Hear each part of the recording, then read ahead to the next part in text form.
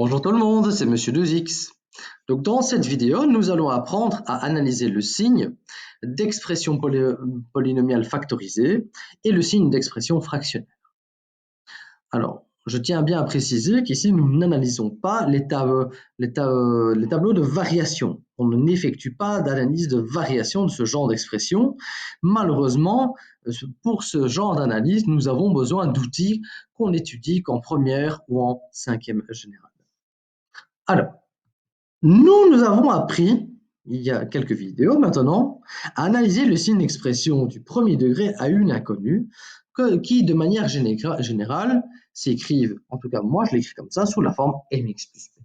Et nous avions appris que c'était le coefficient m qui dictait le signe de l'expression.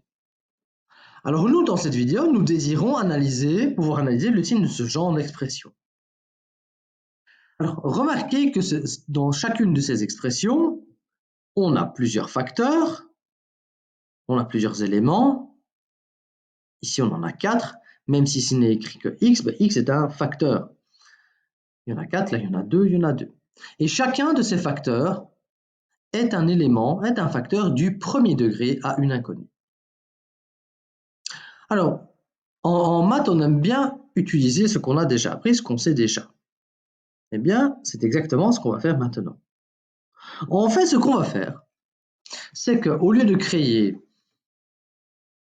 plusieurs tableaux de signes pour analyser le signe de chacun de ces facteurs séparément, on va construire un seul tableau de signes dans lequel on va analyser ligne par ligne les facteurs, tout d'abord de façon séparée, et ensuite, suivant l'opération qu'on effectue entre ces facteurs,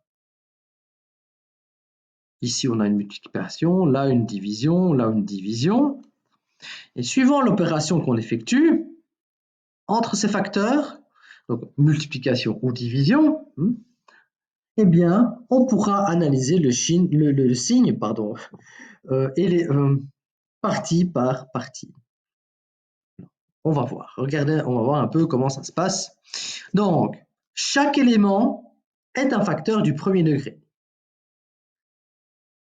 Dans un seul tableau de signes, on va analyser chaque facteur de manière séparée. Et ensuite, on va les combiner. Donc, j'ai mis le combiné entre guillemets, parce que ce sera suivant l'opération qu'on analyse. Alors, je me permets de mettre cette petite fenêtre ici, comme ça on voit bien l'expression qu'on veut analyser.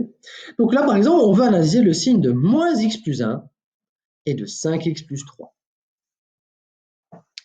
Donc il y a deux facteurs, moins x plus 1 et 5x plus 3. Donc ce qu'on va faire, c'est qu'on va analyser le signe de chaque élément de manière séparée, mais dans un seul tableau de signes.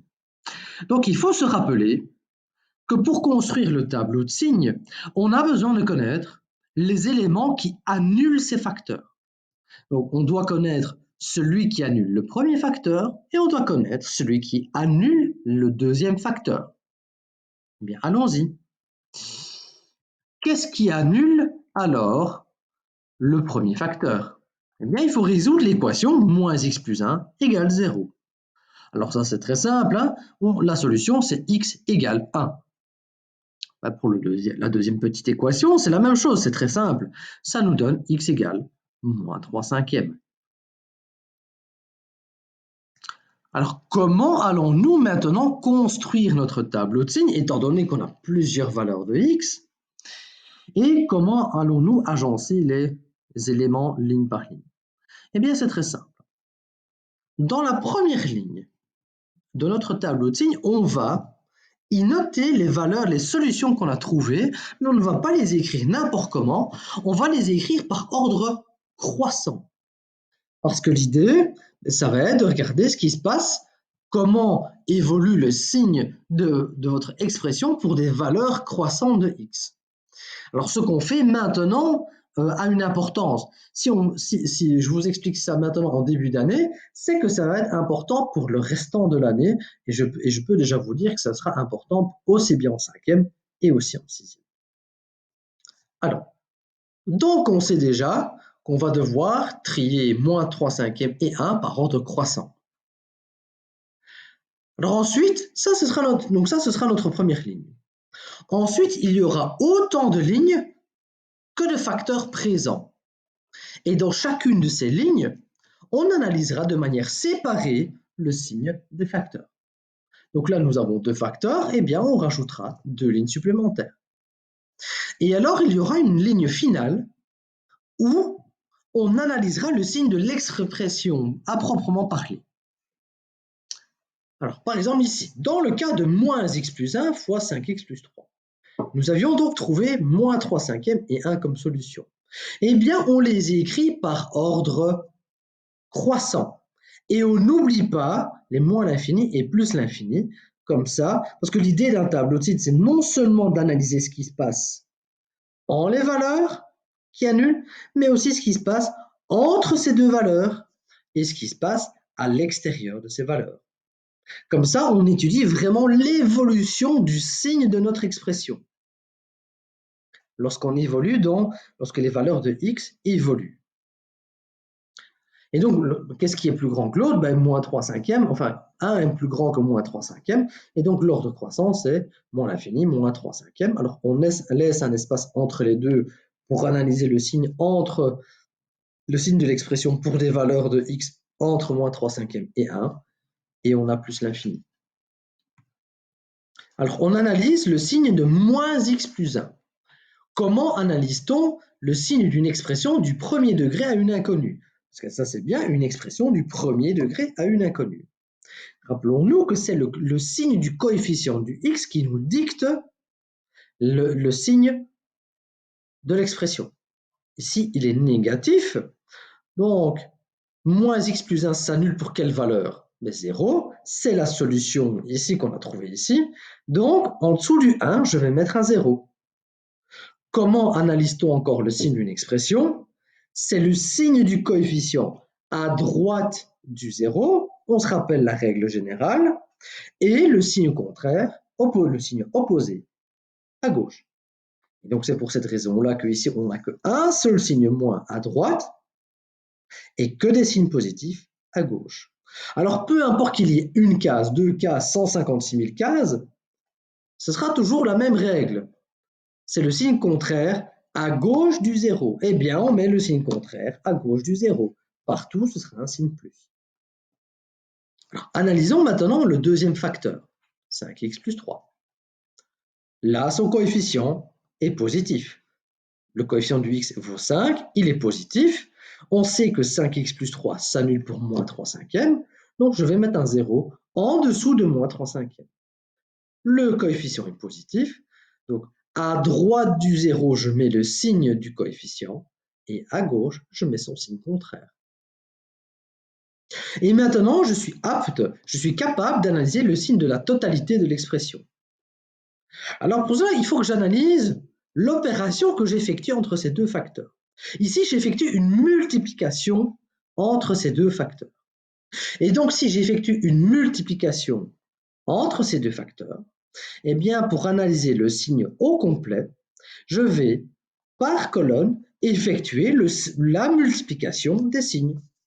Multiplication ça fois ça, eh bien, je vais faire ça fois ça. Un signe plus fois un signe moins, ça me donne un signe moins. Plus fois 0, 0 fois quelque chose, ça me donne 0. Alors, même chose ici. Plus par plus me donne plus, et moins par plus me donne moins. Et donc, la dernière ligne me permet d'analyser le signe de l'expression qui est demandée. Qu'est-ce qu'elle raconte, cette ligne? Elle me dit que, par exemple, pour des valeurs de x plus petites que moins 3 cinquièmes, dans cette colonne-ci, les valeurs de x plus petites que moins 3 cinquièmes, eh bien, mon expression au complet sera tout le temps négative. Lorsque je prends une valeur de x entre moins 3 cinquièmes et 1, eh bien, je vais voir à la ligne associée à mon expression, j'embarque un signe plus. Donc, je sais que quelle que soit la valeur que je prends, je choisis entre moins 3 cinquièmes et 1, mon expression sera positive. Lorsque j'analyse des valeurs supérieures à 1, Eh bien, j'observe un signe moins. Ça veut dire que quelles que soient les valeurs que je vais prendre, comme pour x après 1, je sais qu'automatiquement mon expression sera négative, me donnera une valeur négative. Alors, ce qui fonctionne pour une multiplication fonctionne aussi pour une division. Alors, ce qui est encore mieux lorsqu'on analyse une fraction, c'est qu'on n'a pas besoin d'effectuer de conditions d'existence. Parce que les conditions d'existence, c'est pas que c'est inutile, c'est juste que la condition d'existence va s'afficher automatiquement dans votre tableau de signes. Lorsque vous analysez le signe d'une expression fractionnaire, la condition d'existence associée à cette fraction sera automatiquement affichée. On en tient automatiquement compte dans votre tableau de signes. Donc là, la seule chose qu'il suffit de faire, c'est d'aller rechercher les valeurs pour lesquelles les facteurs s'annulent ou les éléments s'annulent. Donc là, combien d'éléments ai-je dans mon expression? J'en ai deux, j'ai 2x plus 3 et moins 4x plus 2. On recherche les valeurs pour lesquelles ces deux expressions s'annulent. Donc je dois résoudre ces deux équations affichées à l'écran. Bon, ces équations sont très simples. Elles me donnent moins 3 demi pour le numérateur comme solution et 1 demi comme solution pour le dénominateur. Eh bien, on va dresser notre tableau de signes. Donc TS sera pour tableau de signes. La première ligne, eh bien, ce seront ces solutions, les solutions que j'ai trouvées ici, mais on les trie par ordre croissant, du plus petit au plus grand. Donc, on fait bien attention à l'ordre dans lequel on écrit les valeurs de x.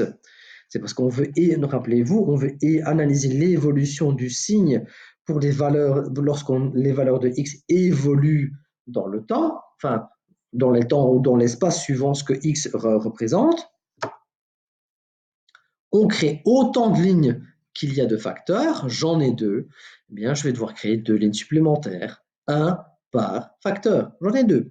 Pour premier, pour 2x plus 3, on sait que ça s'annule pour moins 3 demi. Donc, au niveau de 2x plus 3, je vais noter un 0 à moins 3 demi. Le coefficient, c'est une expression qui est du premier degré à une inconnue. La règle des signes pour une telle expression, c'est le signe du m à droite. Donc le coefficient de x, il est positif. À droite du 0, je ne mets que des signes plus. Et le signe contraire, le signe opposé, à gauche. Pour moins 4x plus 2, eh bien, pour moins 4x plus 2, je vais noter quoi? Alors, au moins le 0 à 1 demi. 1 demi annule l'expression. Quel est le signe du coefficient de x? Eh bien, il est moins 4, c'est moins 4, c'est négatif. Donc, je vais mettre un signe moins à droite du 0 et le signe contraire à gauche. Et maintenant, j'analyse le signe de mon expression en sa totalité. Alors ici, il faut faire attention. Nous traitons une fraction, nous analysons le signe d'une fraction. Donc, nous savons qu'on ne peut pas diviser par 0. Alors moi, petit truc pour ne pas vous tromper dans ce qu'on va écrire ici, moi, je conseille à mes élèves de mettre un signe petit n ici et un petit d ici. Comme ça, vous savez que lorsqu'on écrit un petit n, on analyse des expressions qui se trouvent au numérateur, et lorsqu'on met un petit d, on analyse le signe d'expression qui se trouve au dénominateur. Et donc, on sait que, surtout lorsqu'on a un 0, eh bien, on sait qu'est-ce qu'il faudra écrire à la dernière ligne. Par exemple, ici, j'ai un 0, mais qui se trouve au numérateur. Donc, je sais que s'il se trouve au numérateur, ça ne pose pas de problème. Je peux diviser 0 par n'importe quel nombre. Et donc, 0 divisé par quoi que ce soit, on s'en fout ici du signe. On sait que ça va donner 0. Par contre, ici, on a 0 à 1 demi. Le 0 est situé au dénominateur. Je sais que je ne peux pas diviser par 0. Je ne peux pas diviser par 0. 0 au dénominateur est interdit. Et donc, je sais qu'ici, l'expression plus divisé par 0 n'existe pas. Et donc, moi, dans un tableau de signes, moi, je mets une barre. Soit une barre, ou bien on met un symbole, il n'existe pas. Alors, maintenant, analysons le signe. De nouveau, ce ne sont que des expressions du premier degré, et donc c'est le signe du coefficient de x qui va dicter l'ordre des signes. Ici, le m est positif, le signe est positif. À droite, à la première ligne, on met un signe plus, un signe moins, à gauche, l'opposé. Ici, le signe est négatif. Un signe moins à droite du 0, le signe du coefficient du x à droite du 0, et si le contraire, à gauche. Et ici, maintenant, on effectue la division des signes. On doit faire ça divisé par ça. Eh bien, on fait ça divisé par ça. Moins par plus me donne moins. Ça, on a déjà traité. Plus divisé par plus, ça me donne plus. Plus divisé par moins, ça me donne moins. Et donc voilà. En fait, analyser le signe d'expression qui sont factorisés en facteurs du premier degré, eh bien, c'est juste analyser dans un seul tableau ces facteurs de manière séparée et puis de les combiner suivant les opérations qu'on effectue. C'est aussi simple que ça. Alors, comme je l'ai dit, ceci, c'est vraiment la base, c'est la construction de base. Ici, les éléments, tout est factorisé en facteurs du premier degré. Donc là, c'est un peu une version simplifiée de ce qui viendra plus tard. Plus tard, on apprendra par exemple à factoriser des expressions du second degré grâce à certaines formules. Alors, donc voilà, cette vidéo est terminée. Je vous mets quelques exercices ici. Euh, si vous avez des questions, n'hésitez pas à mettre des commentaires, likez si vous avez bien aimé la vidéo, partagez-la, proposez-la à des personnes qui en ont besoin si vous estimez qu'elles en ont besoin. Et sinon, je vous souhaite une excellente journée. À très bientôt. Au revoir.